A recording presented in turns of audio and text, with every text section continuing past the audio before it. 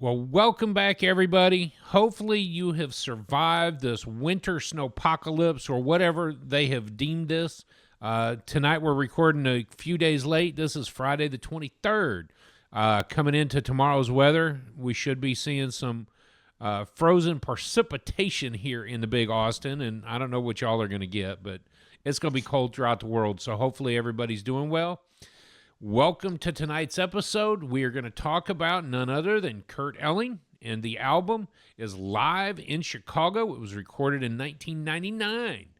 We are going to discuss one of our least favorite topics, vocal jazz. However, we never want to say we don't like it, but we've gotten really partial to the vocal jazz that we love to listen to. What we're going to find out tonight in our discussion is what we think about the vocal jazz, four-time nominated Grammy, Kurt Elling. Stay tuned for what's coming next. Cue the music.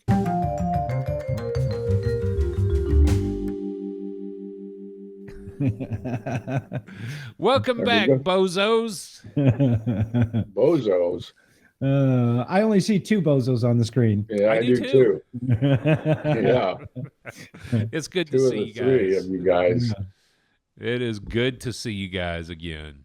Yep. It's been an extra long week. A lot of activities going on. Monday was the big conference playoff game, and go Indiana. Wednesday, you guys was down in Indy, so lots going on. Hoosiers. What a game. Yeah. Yeah, that was fun. It did jack our week up just a little bit, pushed off recording for a couple extra days. So it feels weird to be sitting here on tonight recording. Yeah. But it gave us 4 extra days of extra music, which just compounded my appreciation for this album. It also solidified my question about vocal jazz. Yep. Uh-huh. We're going to get some feedback, I anticipate, as we discuss this. Oh, Well, sure. and the other funny part is I waited until right now to type in my score. I'm still on the fence about my score, how I'm going to score this album. I can't wait for the discussion to see if I'm going to lie and cheat. And I hard coded my score already, but no one knows what it is. So it takes us back to the good old days when we wouldn't rate it until after our discussion. So that's right. That's right. I may be persuaded. In my notes, I said, "Here's my idea of it," but I might be persuaded differently. So Yep. I'm hard coded in mine with a question mark next to it. All right. Well, Yeah. I'll tell you what. Why don't we play a few clips so that we get it? Everyone gets an idea of what we're listening to. Absolutely. Well, I want to start. I want to start with the song number 2, "My Foolish Heart." It was written by Victor Young and Ned Washington. Before I hit play on the audio clip, I do want to remind us that we're listening to Live in Chicago by Kurt Elling. It was recorded in 1999. It was recorded at the Green Mill Jazz Club. And on this, it featured Kurt Elling as the vocals, Lawrence Hobgood on the piano, Rob Amster on the acoustic bass, Michael Rayner on the drums and percussion on track 4. It did offer some featured guest artists. Khalil El-Zabbar, sorry about that, John Hendricks, who we have heard in the past, and Von Freeman, Ed Peterson, Eddie Johnson on tenor saxophone. So with that being said, I really wanted to hear something. I'll explain it now. I love the vocal, but I had to separate my distaste, my lack of appreciation for vocal jazz. So I spent a lot of time listening to it for the band behind the vocals. And I began to really fall in love with the way Lawrence Hobgood could play the piano. I ended up choosing My Foolish Heart for the piano piece that comes in, and I'm going to start my song at 3 minutes and 25 seconds, which is just the end of him singing and the band coming in. Here we go.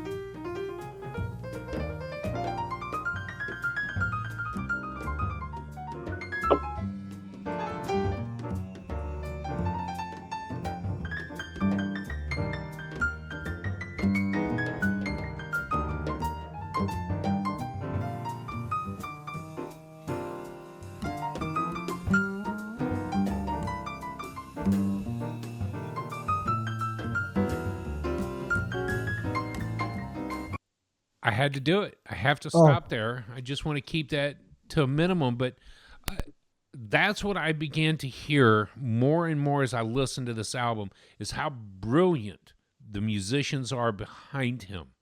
Yes, he is the vocal jazz leader of the group, but to hear Lawrence just tickle those keys, tickle those ivories, that's what stood out to me about that clip. I'm trying to think of another pianist who I could compare him to, and it's almost he's almost like Herbie right there, where he fills in when he needs to. He doesn't go overboard, and you can hear the left hand just doing something completely different, and then him soloing up there on the right hand. Mm-hmm. It's a gorgeous clip. He never uses that left hand on the bass to overdo or overshadow the bass player. He let Rob do his job, and that's what I loved. Yeah, I thought that was a beautiful piece, actually. Yeah. And fortunately, throughout this whole album, we get a taste of the band behind the vocals. Yeah. Now, go ahead. You. Well, I was going to lead into something else, so go ahead. Please do. Okay. I think I know where you were going. Yeah, I'm going because you picked the band piece, but in that same song was my clip, My Foolish Heart. And I'd like for you to start around 5:15, and that's after the band is done, and Kurt comes back in.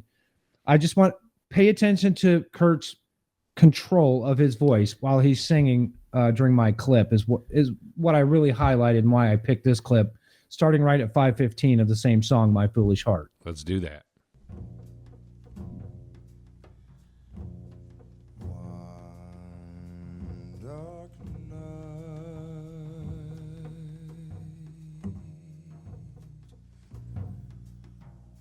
Fired with love's urgent longings, clothed in sheer grace, I went out unseen, my house being now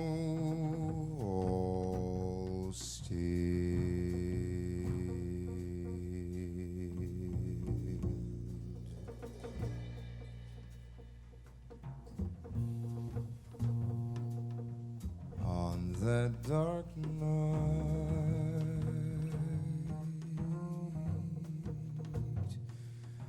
in secret, for no one saw me.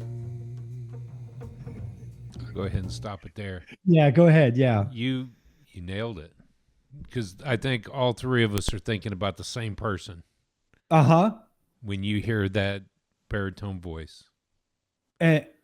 And it's hard not to compare him right there in that clip with Mr. Porter. It's hard not to, just the control of his voice. Now, you've said it, and we've said it on the channel for a long, long time, where vocal jazz isn't our jam. But man, you throw that clip in, it's hard not to appreciate that, in my opinion. Agreed. Very agreed. Kurt takes us. Go ahead. I was just going to say he's so controlled. He doesn't overdo it. We got to remember too that this is a live album, and so everything he's doing he's got to be spot on the whole time. Starting off an album with a song of scat didn't catch my interest right away. I mean, I heard the first tune and I'm just like, no. I was put off right away. And then when you start digging into this album and you listen to it over and over and over again, and you run into a clip like that, it makes you appreciate at a greater level, in my opinion. He takes us on a musical journey from that scat to some really swinging tunes. He falls back a half a measure or something to really bring that swing in. He brings this exact control, and then he brings some things that I wonder about. And then, of course, just like Jon Hendricks, which we're we're fond of, he brings the vocalese, where it's more of just speaking over the parts. And so I think all in all, the album brings out so much of what he's capable of. It forced me to listen to other albums. But now Dad gets to pick his clip. Let's hear what Dad picked. I chose Smoke Gets in Your Eyes. I'd like that to start at 4:30, 4 minutes and 30 seconds. And I'll have a few comments afterwards. So I chafed them and I gaily laughed that they would doubt my love.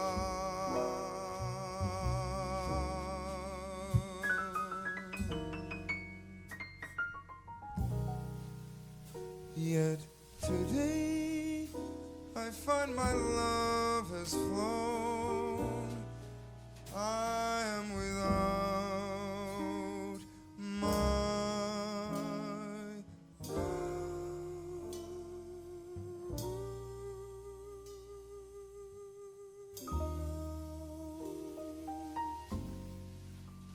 Laughing friends deride, tears I cannot hide.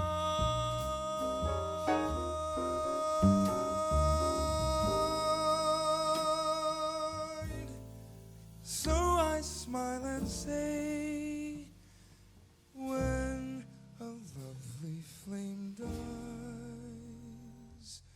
love will leave you crying in your sleep. I'll stop it there because I would just play the whole song. Talk to us. So back when Shep was a pup, the Platters sang this song, and I've listened to that a couple times this week. Smoke Gets in Your Eyes, and I can remember going to the sock hops at the roller rink after the skating stopped, and teeny boppers got to dance on the rink floor. And I know you can't believe this, but I could dance. I could swing. Her name was Sharon, in particular. I remember it very well. Not the jitterbug. This is not one you just kind of smooth and two-step here and there. And so 1959, 1960 was a good year. And not only that, but Smoke Gets in Your Eyes was a musical called Roberta. I think Roberta. Yes. In 1933, there was it sounded more like a radio production, but it was actually a musical that was done on stage. It's like a 45-minute or so musical in 1933. I don't remember the lyricist and the composer, but they were big names back then. And so I did listen to the ending of the musical, and at the ending, near the end, close to the ending, a male and female sang "Smoke Gets in Your Eyes," and it's really, really good to listen to. So the other thing I like about this, and Matt, you said control, and I like that word. How about range? Range, yes. This man has a 4-octave range. Mm-hmm. And it shows not only in this track, but many other tracks, what his range is. And it's like 4 octaves. That's incredible. Yes. Incredible. At one point on this song, he sounded like a girl. Well, he jumps up there. He does. I in my notes this week, I always make notes either the first time I listen to it or close second time, maybe third time through, just so I get raw notes. I put in my notes, his voice gets nasally occasionally. And I felt like towards the end of that clip, he kind of got a little nasally where He maybe got out of his comfort range and started to push his vocals a little and started to get a little nasally. And it's not anything against your clip. It's just I'm being very critical, very critical because we can. Yeah. That's what I put in my notes. It's just he does get a little nasally. Yeah. Can I discuss? Well, I'll wait to discuss the album until we're ready to discuss the album. We'll do that in a bit. Fred Astaire, Ginger Rogers, and Randolph Scott. It was with the Tommy Dorsey Orchestra from 1938. In 1934, the Paul Whiteman Orchestra did that. That takes you all the way back to Bix. Yeah. In 1934, playing with Whiteman and. So Dad kind of lied too. He's been listening to jazz for a long time. Since 1959. By the way, I'm telling Mom, you ride with another woman. Well, what was her name? Janet? Sharon. Don't tell Pastor Maury because I'll bleep it out then. Yeah. I'm going to leave it in, Matt. Oh my goodness. Oh, gee. So yeah, let's start the slideshow so we can get this discussion underway. What do you think? Matt, you had a discussion earlier about smoke gets in your eye. So typically, for all y'all listening, what we will do is actually pick our own clips during the week. Here's what we want to see. Matt, Dad, and I both, or all three of us, will pick a secondary because it's inevitable that we're going to land on the same clips. It's just, I think 9 out of 10 times, Matt, you've got a backup for a backup because you know that we're going to need that. Yeah. Tonight, the audio that I wanted to hear, you had a clip from it. Then Dad said what he wanted to hear, smoke gets in your eyes, and you said, well, that's my backup. So do tell. Okay, well, as much as again, we're vocal snobs, but I wanted to highlight Rob Amster on the bass. It's not very often that I would recommend listening to a bass solo, but Smoke Gets in Your Eyes, starting right at 3 minutes, he has got a bass solo that's absolutely gorgeous. He doesn't overpower. He doesn't try and run a million notes. It's very, very consistent, very concise. He says what he wants to say, and then he's done. So if you wouldn't mind, go ahead and just play maybe 30 seconds of his bass solo, starting right about 3 minutes. Smoke gets in your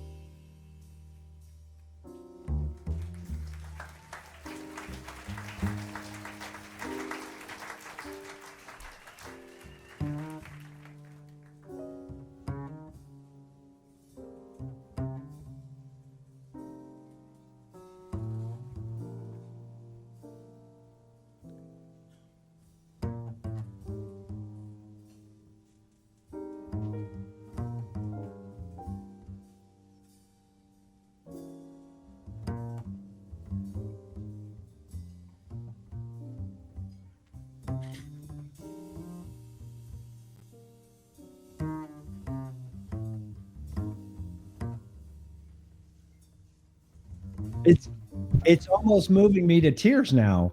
Uh-huh.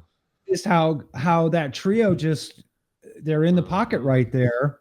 Kurt's probably standing off to the side, letting them do their thing. I don't know because I wasn't there, but oh wow, I give a lot of credit to Rob Amster laying it down on the bass. Yeah.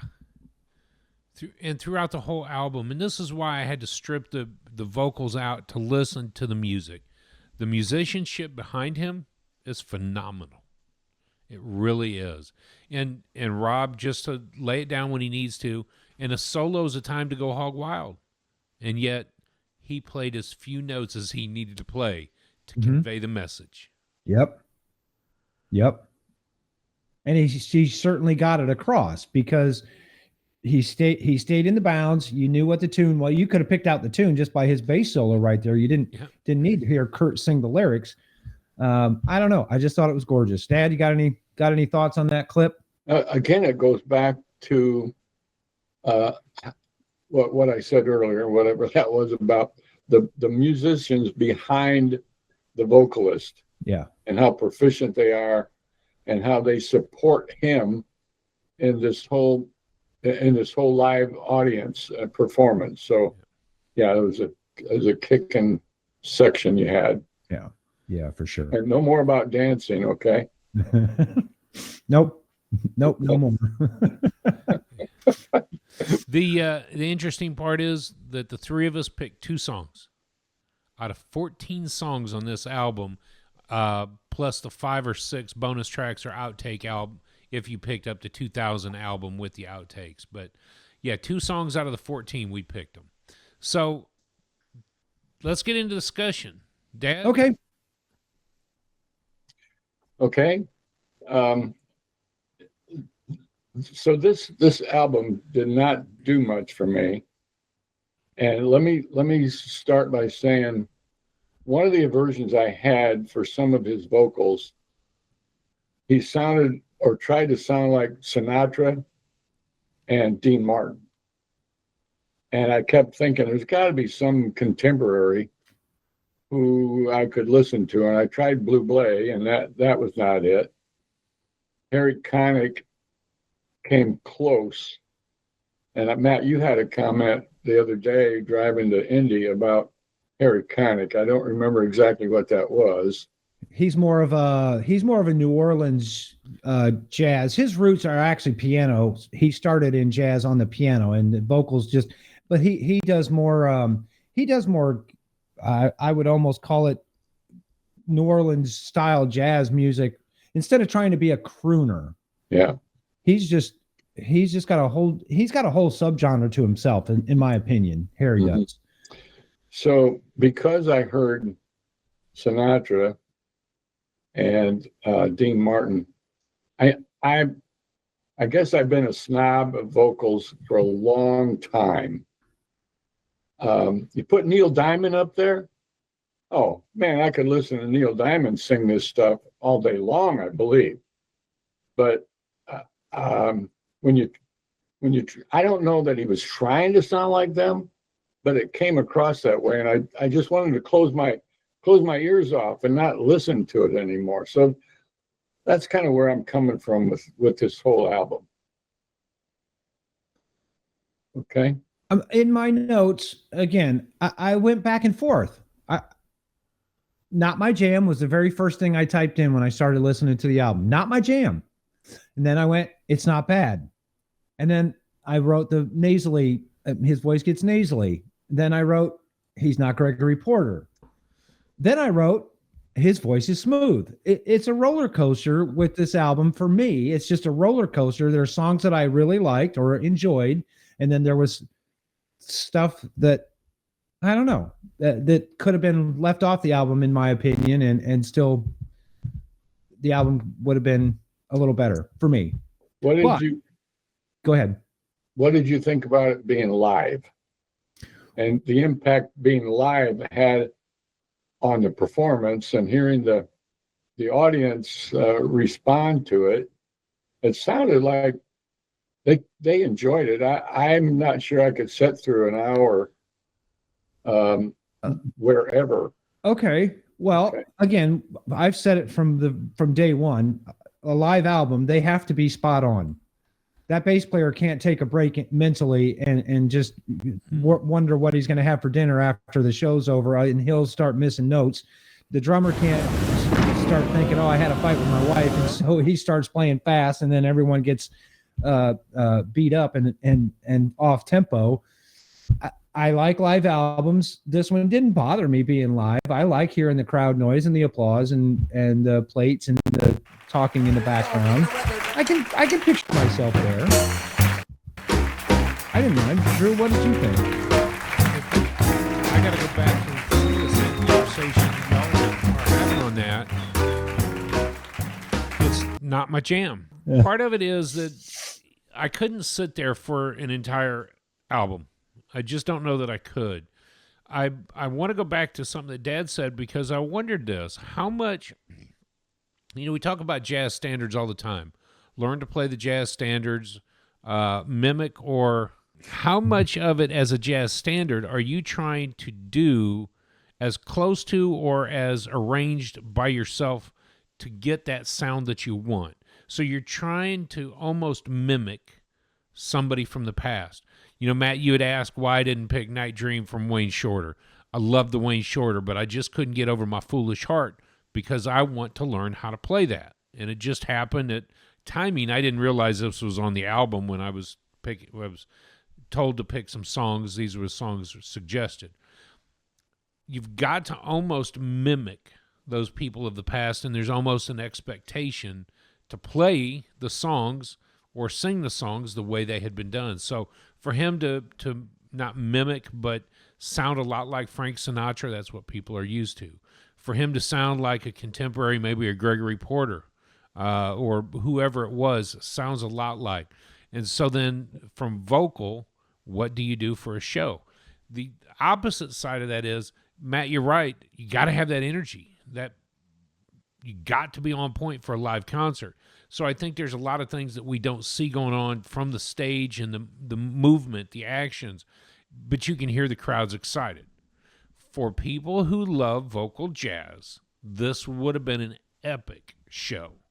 And so I kind of look at that, and as many times I listened to it this week, my personal thoughts are, yes, I'm not a fan of vocalese. I'm not a fan of vocal jazz. So it was a tough album for me to really say, ooh, heck yeah.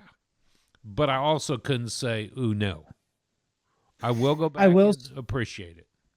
I will say, because he's got Jon Hendricks on the album, it got another half a point for me. Now, if we laugh about it, we joke about it all the time, but need a ticket? Get to the Wicket. Think you can look it? Get to the Wicket. Buy you a ticket. Go. You know, we covered George Russell's album, New York, New York, and Jon Hendricks was the vocalist on the narrator on that album, and we loved it. You know, it wasn't vocal jazz; it was just that narration from Jon in that album. But that was our first take on Jon Hendricks too. So him being on this album gave it another half a point for me. Absolutely. And by the way, Jon Hendricks took part in the D-Day landings in 1944. Wow. Seriously. Sorry. Yeah. Yes. That's wonderful. He was, I'm not sure he stormed the beach, but he was there in some way or shape or form on that day, June 6, 1944 in Normandy. So a question for either of you guys. The scat. What you said earlier about opening with scat, but he tries to do scat several times throughout, and I wouldn't give him a 3 on his scat. I mean, it just didn't do him justice to me. Yeah, I think it's like sardines. You either like them or you hate them. Mm-hmm. And I don't. Scat has to be used very, very sparingly for me. Mm-hmm. Yeah, it's tough though, because we also look at Ella Fitzgerald, who would throw down some scat and we'd be all about it. And so there are people in places and times it is sardines. Sometimes it's just about the protein and the salt, and I'll eat a can of sardines. The rest of it, I'll chunk them out. So it's that interesting part. He does. I think he overuses it a little bit. But we're also new to Kurt Elling. There may be a time when I look up and go, "Oh, I know why he did what he did." Good. So let's get into some info, Matt. I know it'll also bring some more. Yep, it's some more discussion, and that's what I like. Just show the first slide for me. We've been saying it for more than 100 weeks. Whatever you do, do it to jazz. You're going to hear in just a few minutes coming up on our Week in Music. That's pretty much what we do. We listen to jazz all week long. Skip to the third slide. We'll just go right to the bio that I created. I don't particularly care for the artwork of this of the album. The Green Mill Cocktail Lounge is in Chicago. I don't know. I don't get the artwork. But a brief bio about Kurt. Kurt is 1 credit short of his divinity degree. And for those of you that know, Yeah, he's almost an angel, but he hasn't quite made it yet. Yeah. He's been to the Angel Factory. He's been to the Angel Yeah. Factory. Yeah. He's just Walk- one toe short of making it into heaven. In 1995, he signed with Blue Note, and that was probably one of the best moves that he could have made is to sign with a large label and get in with Blue Note. As Dad mentioned earlier, he does have that 4-octave range, and we've already talked about the 2 Grammy wins and the 14 Grammy nominations. So he's doing something right. He really is. And just because vocal jazz isn't our jam doesn't mean that he can't make an impact in jazz. So yeah, don't take our word for it. Go put Kurt Elling in your ear and listen to him for yourself. Let's move on to the next slide, because I found a quote, and we haven't been doing quotes the last couple of weeks, just to shorten the slideshow, but I put a quote in there from Kurt that kind of fits my point. His quote is, eventually, Saturday night won out over Sunday morning. He was talking about his schooling and going to school, but he would sing on the weekends in jazz clubs. So he would study all week long at the Angel Factory and then go sing Saturday night and at the jazz clubs. And of course, you're out late, singing from 10 to midnight or 10 to 1, and then you don't feel like getting up to go to church on Sunday morning. And he's talking about the actual how he made his decision to go into singing jazz as a career, and eventually Saturday night won out over Sunday morning. And it's interesting in the discussion of that, Matt, if you look back at the history of jazz, it was the shake your booty on Saturday night, and then you were back in church. And the blending of that gospel music gets to rhythm and blues, and it moves on. So, as profound as it is for the jazz and blues, it's also very personal to him in that quote. Yeah. Yep, for sure. All right, let's move on to the next slide. This week, he just never had a daddy that made him go Sunday morning, Sunday night, and Wednesday night. Yeah, exactly. yeah, fresh or hungover. I'm looking at You want to talk Matt. I'm about looking that? at We you. can, but No, Moving right just me. along. Moving right along. Let's move on to the next next slide. I picked really good albums this week for This or That. This is week 3. If you head on over to the website, you can get to This or That, and the link will be down below in the description on the YouTube. But this week, This or That. So you got a choice between Herbie Hancock, Maiden Voyage, or Herbie Hancock, Headhunters. I know which one I'm picking. me too. I'm not sure I know which one Drew would pick, though. I think he'd pick the Headhunters.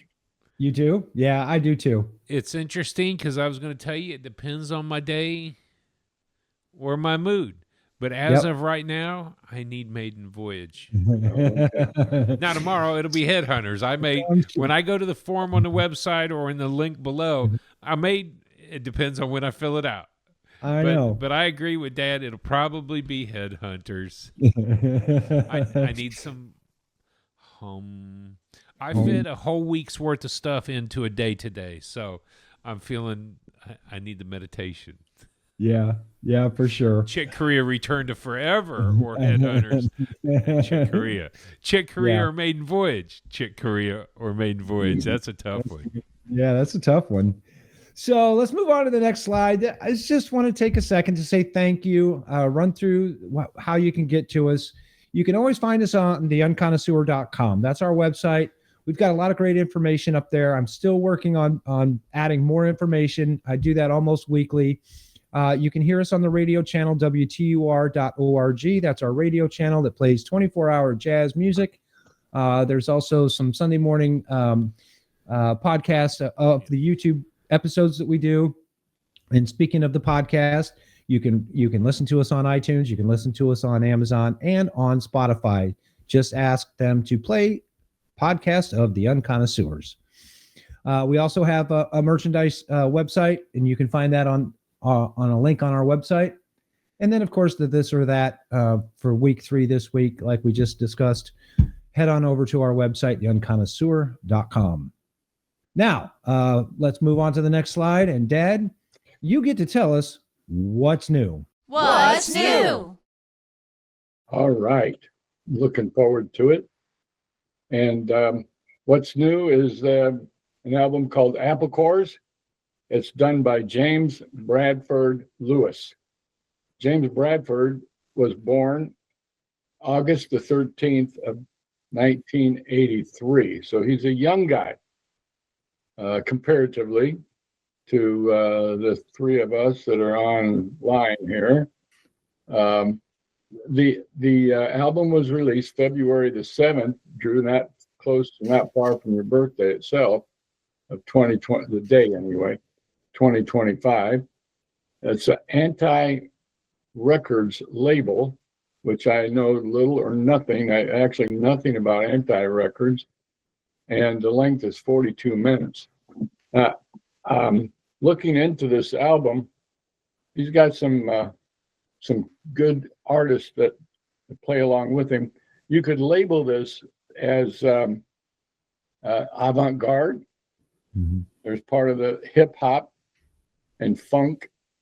And what I also find interesting was that most of this music was inspired by Don Cherry, which is oh, you're in love, baby. And it was described by one person as a raging storm. And so it's got some really good movement to it. It's not overpowering, but there are points in it, some of the tracks that are close to just, are close to over, but not over, or overblowing and overpowering, because it's to me, it's a very mellow, it's a mood kind of album. And I really do believe that our listeners are going to appreciate it. James Bradford has a series of recognitions and awards that he's earned over the years, Yes. even as a young man. Mm-hmm. So I appreciate the fact that he is young. He's been influenced by, and I forget where he went. I think he graduated from Howard University, and then he went on to study. I failed to write who his main influences were, but he's got a great history about him. So I recommend Apple Cores by James Bradford Lewis. It's James Brandon Lewis. Did I say Brandon? Yeah. Yep, That's you what I did. meant to say. I said, That's what I heard. yeah, okay. There you have it. And I will say, because we're not using Jazzwise, I can talk a little bit more about Downbeat now. But last month's Downbeat magazine had the best albums of 2025, and James Brandon Lewis's album Abstraction was on that list as number 5 masterpiece, 5-star masterpiece. So I had listened to James Brandon Lewis before. I had listened to that album, Abstraction, before I put Apple Core in. It's interesting because when I listened to this, the notes that I put on it, Dad, were almost like free jazz, avant-garde kind of style, but it was more like an open jam session. Yeah. And I listened to it multiple times, and one of the things that I kept coming back to is that it is just a jam session. These cats were just up having fun. And Wait, before you finish, let me interject. Which in my mind, I kept thinking it's not polished.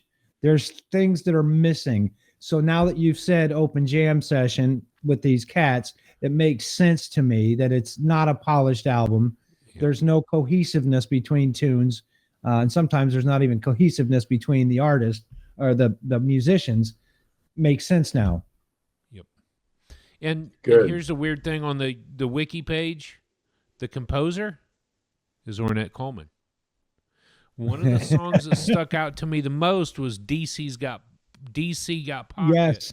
Yes. And when I listened to that and realized that if some of the inspiration was the man, Don Cherry himself, rocking the pocket trumpet, playing with Ornette Coleman, it makes sense why I love the song. The other part of it that I got, how close are the riffs in DC Got Pocket to one of my favorites, Enter Babylon from Sons of Kemet? Yep. I had to listen to Sons of Kemet after listening to that song. So, Dad, your album kind of shook me up. I was like, I'm a chase this, and then you hear, yes, like you just said, Dad, it's inspired by Don Cherry. It's a good pick, Dad. It was a good pick. Thank you. Yeah. I think I'm one sure- week we're just gonna have to do a deep dive on this album on the channel. Hey, Yeah. Yeah. And the album cover itself is quite interesting, Yep. colorful. And so I on Google this afternoon, I hit Apple Core, and I had all these pictures come up of Apple cores. Like, Mhm. gee, I'm at the wrong location. Let's go back. Well, we are in Johnny Appleseed, Oh, so makes sense. Makes sense. yep, exactly. All right. So, what do you say we circle back and finish the discussion on the Kurt Elling and Live in Chicago? Let's do it. You ready? Mhm. I had not scored this, like I said, until we kind of started talking. I have a hard score. Let me tell you what I got, and I'll tell you why. I landed right at a 7.5 for this album. Again, Jon Hendricks being on this album gave it a notch. There's a couple of other Kurt Elling albums that gave it even another notch, because in 2016, Kurt Elling played with the Branford Marsalis Quartet, and I did listen to that album this week, and it's Branford and Kurt like together, like you would expect. The other one that I listened to this week that Kurt was on, but it's not really.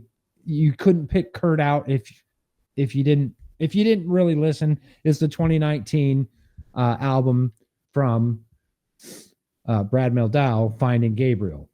So I listened to Finding Gabriel again this week to see if I could pick out Kurt, and I think it's more of the vocalese stuff that he does in the background that he's attributed to the album. But still, it's an amazing album, and I didn't mind having that in my ears. So I landed at a 7.5. That's where I'm at. I landed, first of all, I landed at 7, and then I rethought, I'm going to give it a half point higher, 7.5, because it was a live album. Okay. And there was a lot of interaction, a lot of clapping, a lot of engagement with the audience with his singing. Now, overall, I didn't like the album. Okay. I just could not adjust to, you said vocalese and the scat. It did nothing for me. Right. Okay. So 7.5 is where I scored. Okay, I'm digging those.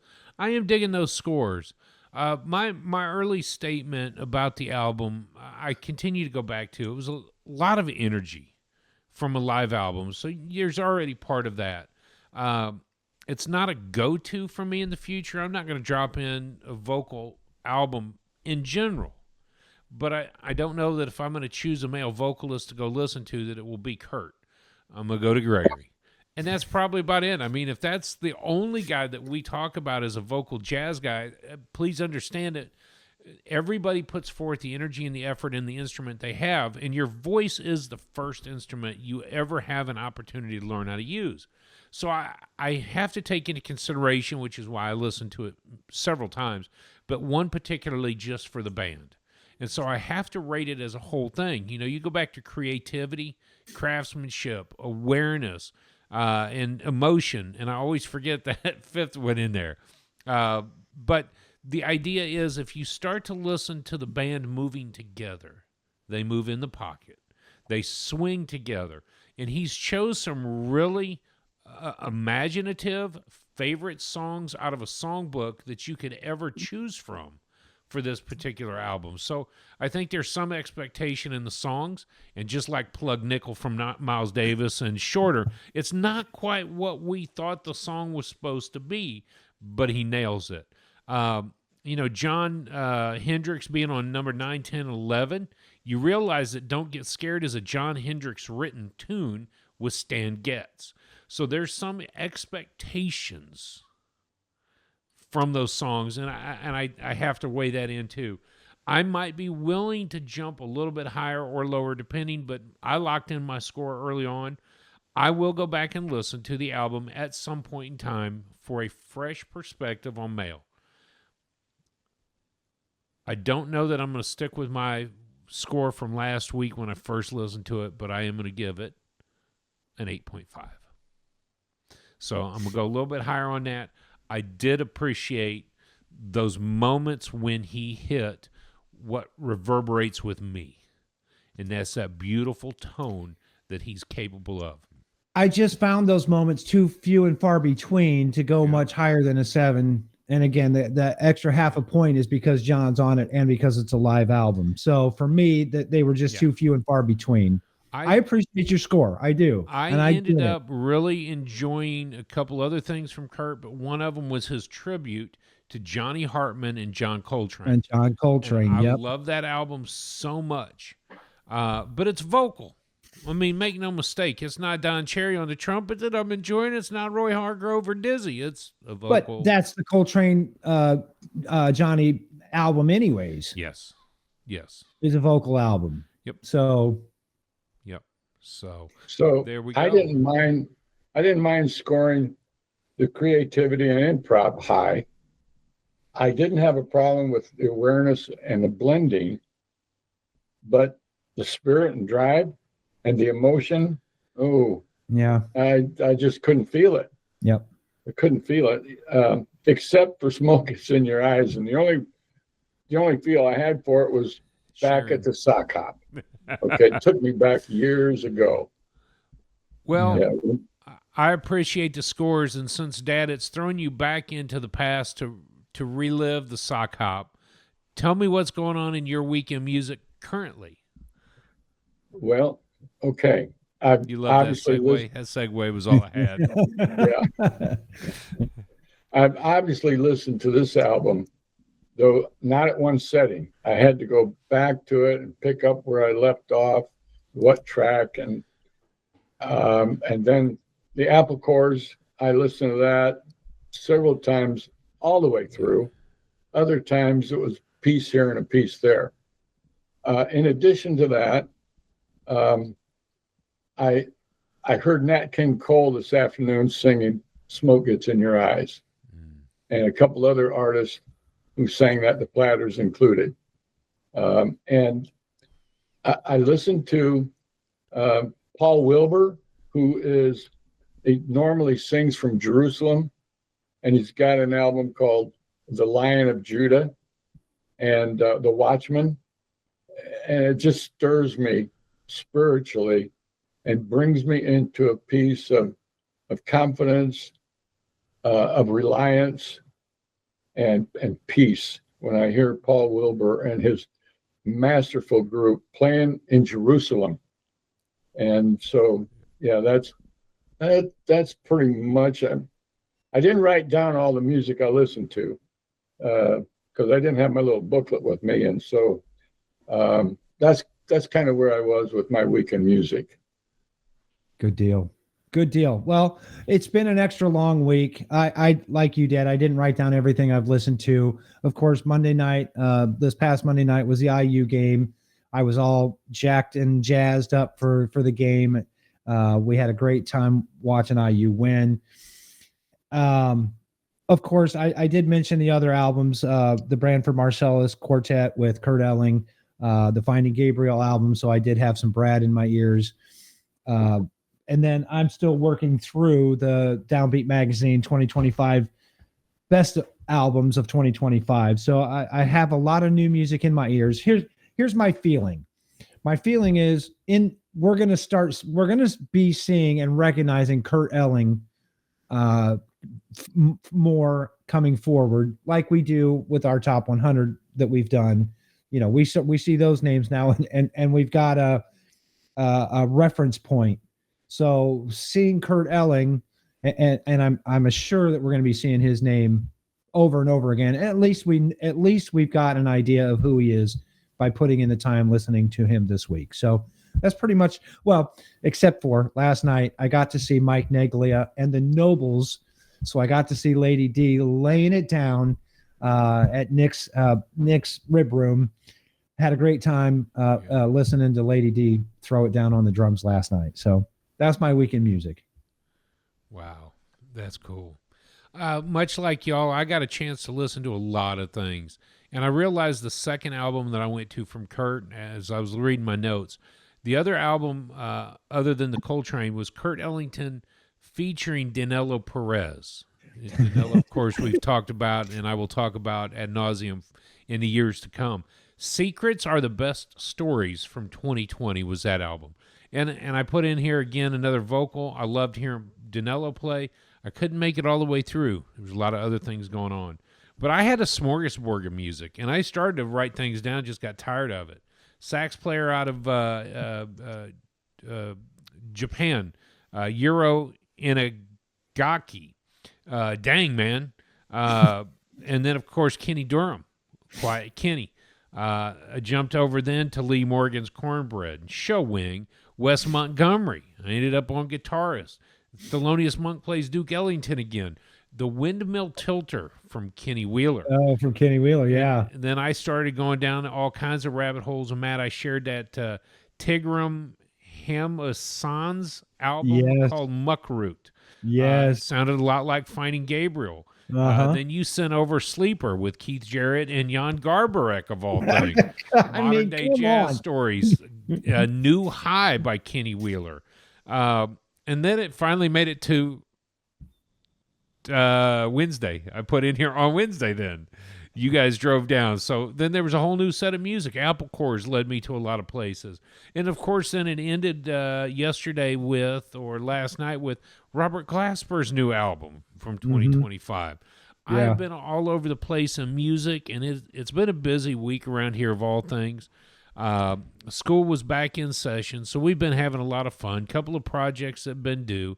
Got a lot of school going on, a lot of activities. Of course, Snowmageddon's coming, and they've rescheduled basketball games. So I have the day off, Fridays, except for the language plays are being underway after lunch. So I'm at the school all afternoon filming behind the scenes of that for our video production of the play. Then we free up, and we have auditions today for this year's talent show at the Austin Waldorf School. So Lily and I decided last night we hadn't prepared much, so we'll do Summertime. So we have solos that we hadn't played it together until like, it's 3:45. We ought to try this out together, see what we think. So we had auditions, and then right off to the junior varsity and varsity basketball girls, and then boys. And I had to get group photos. So I came sliding into home just in time to hit record. It's been a full day, and I appreciate having stuff to do. But yeah, I'm ready for a day off. So I hope it snows all day tomorrow. It's funny because we haven't mentioned it this episode, but of course we're done with our Jazzwise Top 100 albums, and now what we're doing is we're using the list out of the back of Nate Chinnon's book. And we're starting with the year 2000, and Nate has 7 albums in the year 2000. We're only covering 3 of those albums. We decided not to do every single album that Nate highlighted in his book, but you mentioned Danilo Perez, and he's on that list for the year 2000 with the album Motherland. So yep. You said that name, and now that I've seen that name, I'm going to remember that name, and I'm going to start listening to that music. So this is the interesting thing about our journey here. Yeah. We get invested in these people because we've listened to them, because we know their names, and the foundation that we have from the Jazzwise magazine's Top 100 is leading us into the 2000s, 2001s, and beyond. And so we'll start learning new names. And Danielle Perez, of course, is one of those new names. So yep. And of course, going back to Brian Blade Fellowship, Brian Blade on drums, with Danilo Perez, and Wayne Shorter on Alegria. So just saying, connect the dots. Yeah. Not to mention that we listened to Jim Black already, Alas No Access. And one of the cats on his album was Kurt Rosenwinkel. I might say that we might see that name in 2001. Right. If we get to that one. All right, Dad, do you still have the slideshow pulled up on your phone? I do. All right. Next week's. You told us what's the old man knew music. Now, why don't you tell us what's next. What are we Okay. listening to next week? Next week, we get to highlight Branford Marsalis Quartet, the album Belonging. We've talked about this how many weeks ago, and we all fell in love with this album. And so I think we go back to it and do a deeper dive into Bradford, Branford. and yeah, Mr. Marsalis. What? Yeah, we're gonna highlight that next week.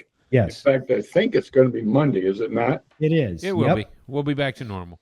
So again, we're using Nate Chennon's book, and we're going for the first three on the list. The first three that we've covered so far in the year 2000: Jim Black, No Axis, Brian Blade Fellowship, and then the Kurt Elling. Then we're leaving it for an open week where we get to pick an album of our own to discuss. And this week, because Dad's going into surgery, we're going to let him pick the album, and he picked Branford Marsalis. So it's a great pick. I can't wait to put it in my ear again and again And and again.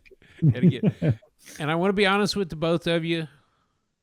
I look forward as well to listening to Keith Jarrett's original album called Belongings, which is where Branford plays song for song this album. Yep. I might mention to you that I've listened to that album twice since Dad told us this morning that was the album. Now, I've also listened today to Branford twice. So Yeah. I love editing photos. I could just disappear into this music all afternoon. So Does not surprise me. Does not surprise me. Not at all. So we went a little long. Apologize for that. Thank you for sticking around and listening to us. We hope that you're enjoying our critiques of this music. We are not professionals. We are just on a jazz journey, just learning to love this music. So thank you so much for sticking around. Come check us out on theunconnoisseur.com. Hit the website. Make sure you do this or that for this week, week number 3. absolutely. Good to go. Cheers, Thank you knuckleheads. all. I love you guys. Yep. Love you too. Bye.